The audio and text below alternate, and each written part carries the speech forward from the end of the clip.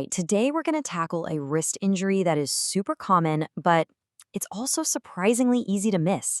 And if you miss it, it can lead to some really serious problems down the road. Let's dive into what makes the scaphoid fracture so sneaky. So let me ask you this.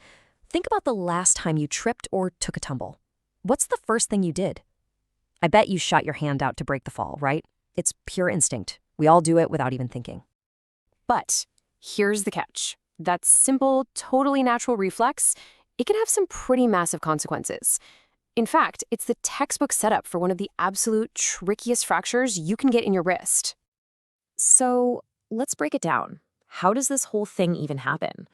Well, it all starts with a very, very common fall. We're talking about a scaphoid fracture. Now, the scaphoid, it's this little kind of boat-shaped bone in your wrist. And believe it or not, it's the most commonly fractured of all the small carpal bones. The only thing that breaks more often in the wrist is the radius. That's the big bone in your forearm. And the way it happens is so specific, it's almost like a recipe. You've got that classic fall onto an outstretched hand, but not just any fall. Your wrist has to be bent way back, hyperextended, and tilted over towards your thumb. And while, yeah, it can happen to a 10-year-old or a 70-year-old, the sweet spot for this injury really seems to be young adults. Okay, so you've taken the fall, you go to the doctor. You'd think diagnosing a broken bone would be pretty straightforward, right? Well, not this one. This is where things get really tricky, and it's exactly why we call it the sneaky fracture. When a doctor even suspects this injury, there's one major clue they're looking for. It all comes down to tenderness in one very specific spot, a spot with a very, very strange name, the anatomical snuff box. So what in the world is an anatomical snuff box? Okay, do this with me right now. Give yourself a big thumbs up and extend it way back. See that little triangular dent that shows up at the base of your thumb on the wrist side? That is the anatomical snuff box, and the scaphoid bone sits right underneath it. So if a doctor presses there and you jump, that's a massive red flag. But here it is. This is the part that makes it so incredibly sneaky. You can have the fall, you can have that telltale tenderness in the snuff box. You go get an x-ray and nothing. The x-ray comes back looking totally normal. The fracture is literally invisible on that first scan. And this is why a doctor's gut feeling, their clinical suspicion, is absolutely everything here. If they suspect a scaphoid fracture, even with a clean x-ray, they aren't just going to send you home. The standard move is to immobilize your wrist anyway and have you come back for another x-ray in 2 weeks. By then, the fracture line might actually show up. And if there's still doubt, the MRI is the ultimate truth teller, the gold standard. Okay, so let's say the fracture is finally confirmed. Now what? How do you treat this thing? Well, get ready for something called the glass-holding cast.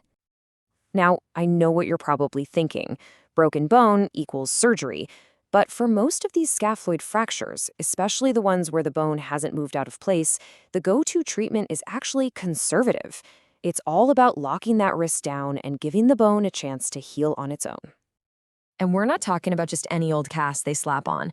This is a special scaphoid cast, and it puts your wrist in a very particular position called the glass holding position. Just imagine you're holding a glass of water. See how your wrist is bent back just a little and tilted towards your thumb? That exact angle is the key to getting this thing to heal properly.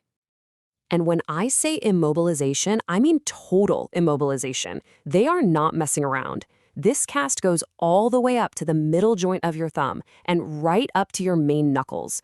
The whole point is to line up that thumb perfectly with the radius bone in your forearm, creating this super stable little bubble where that tiny bone can finally mend. But you might be wondering, why all this drama? Why all this fuss for one tiny little bone? Well, this brings us to the absolute heart of the matter, the real reason the scaphoid is such a headache. It all comes down to a problem with its blood supply. You know, one medical text puts it perfectly. It says, fractures of the scaphoid bone are potentially troublesome and the incidence of complications is high. This is not an injury you want to mess with. And the reason, the core reason, is that unique and really fragile blood supply. So, with this bone, it's all about location, location, location. Where it breaks is everything.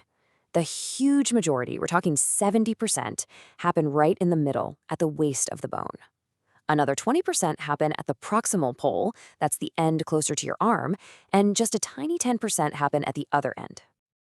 And this location directly, and I mean directly, links to the risk of a really nasty complication called avascular necrosis, or AVN. And that's pretty much what it sounds like.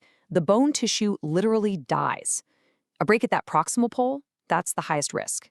A break at the waist, moderate risk. So what's the difference? It all comes down to the bone's plumbing. Okay, check this out. The scaphoid has what's called a retrograde vascular supply. Now, that's a fancy term, but it's a huge deal. Just picture a one-way dead-end street. The only way in is at the very, very end of the street. That's the scaphoid's blood flow. The blood vessels go in at the far end, and then the blood has to flow backwards to feed the rest of the bone, especially that super vulnerable end closest to the arm, the proximal pole. So, you can see where this is going, right? When you get a fracture across the waist or near that proximal pole, it's like a massive landslide just wiped out the only road into that dead-end street.